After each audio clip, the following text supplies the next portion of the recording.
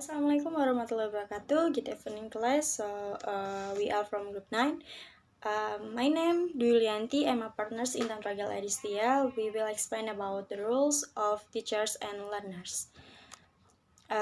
In the material, or in this presentation, divide into two parts. The first part is teaching and learning as metaphor, and the second part, the roles of teachers. Okay, now the first part is about teaching and learning as metaphor. So metaphors are very useful in teaching and learning because they have already held knowledge as a scaffold upon which to build new knowledge or to illustrate some property of the new concept to be learned. And metaphors are used for both the teachers and the learners in the teaching learning process. The metaphors must be chosen to illustrate the required concept and guide the right direction of teaching learning activities. And the type of metaphor used in teaching and learning depends on what is to be taught and learning.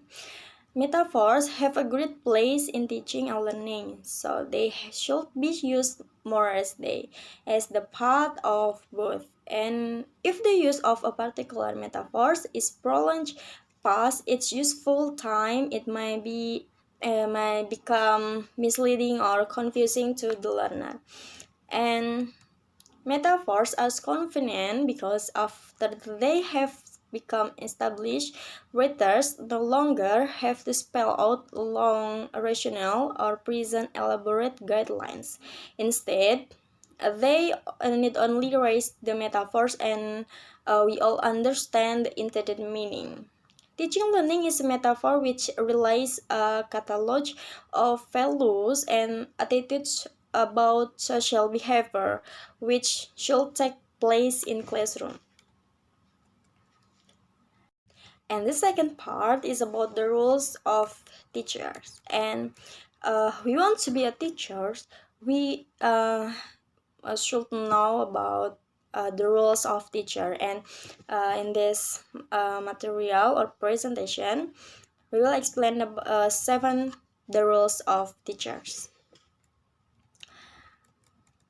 First, the facilitator. The teacher role is recognized as a facilitating one with learners proceeding according to their inner capacities.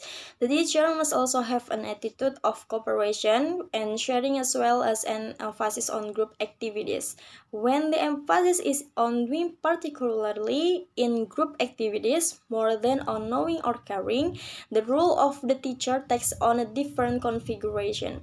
That is called the teacher as a facilitator.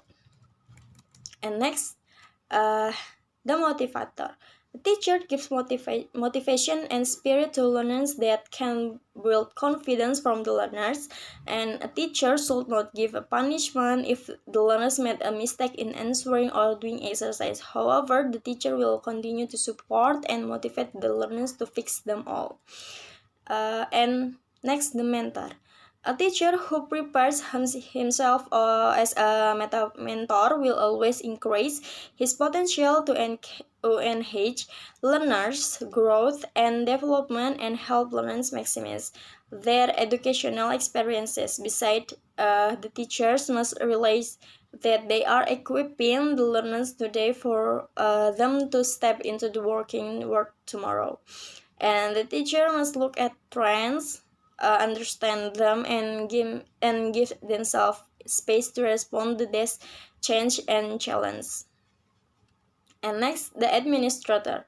A teacher must involve a great deal of multitasking. The teacher will work as a team, oversee the operation in management and school, manage groups, also handle the internal or external management system.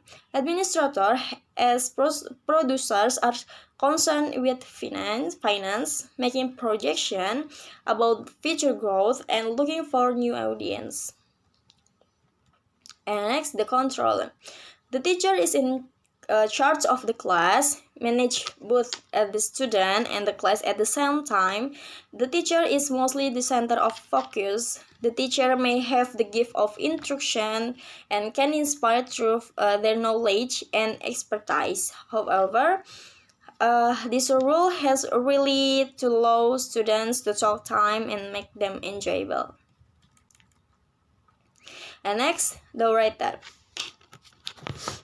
Each teacher has a natural equal for writing and it's part of his job. And however, there are various ways in which a teacher can make writing into more than just a part of a day job. The teacher might prepare a lesson plan, write a module, write articles, publish research material, and write a guidebook or a book for teachers and insane. And next, the organizer. The most difficult and important role of the teacher has to play. The success of many activities depends on how good an organization for the student to know exactly what they have to do next. The organizer can also serve as a demonstrator because this role allows teachers to get involved and engage. We said the roles of teacher, and now the roles of student. The roles of student. The student population is the other significant factor in the classroom. In many new cognitive programs, students are expected to take an active part in the learning process. They are as the players of the learning process, which is coaching by the teacher. They are put into situations in which they must share responsibilities, make decisions, evaluate their progress, develop individual preferences. Student responsibility occurs when the students take an active role in their learning by recognizing they are accountable for their academic success. Student responsibility is demonstrated when students make choice and take action which leads them towards their educational goals. As learners, students play a crucial and active role in education. They involve and interact with students and teachers, participate in classroom discussion, and act in receptive manners. And the conclusion from the material is the teacher population is the most significant factor in determining the success of a new syllabus or materials. The attitudes of the teachers and their abilities to adjust to new thinking and what it involves in practical terms are crucial. Clarity, because at home and school is the second home for students. Every student has some responsibilities towards the school they are studying in. They have duties to perform which they are expected to discharge efficiently. Okay, thank you. This is a presentation from group 9. So, wassalamualaikum warahmatullahi wabarakatuh.